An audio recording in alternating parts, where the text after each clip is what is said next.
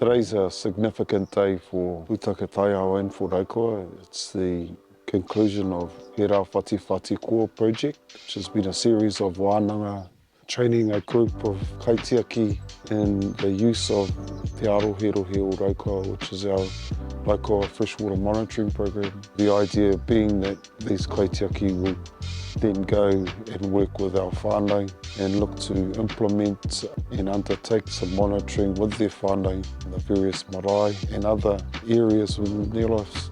Within our kaupapa, we've actually used the framework against a lot of the funding that we had looked into this year by way of incorporating and implementing the tools that this assessment does provide. Even though it's a freshwater assessment tool, it's actually been put together quite well where we can utilise it in our seed collecting process. Te Ārohirohi o Raukawa has been developed to represent the unique way we as Raukawa view the way. It also acknowledges that for us, our way can't be separated from our whenua. Our whenua can't be separated from our rākau can't be separated from our ngāhere can't be separated from our manu. So when we undertake the assessment, it's taking into account all those factors as well.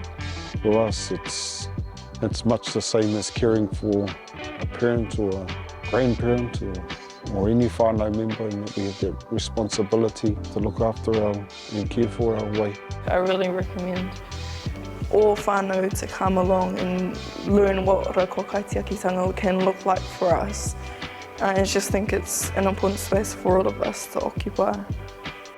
What stood out to me the most, I think, is about Te Reo o Te Taiao, or that idea that nature actually does have a channel of speaking to us, but we have to be kind of in the right state to actually even hear that.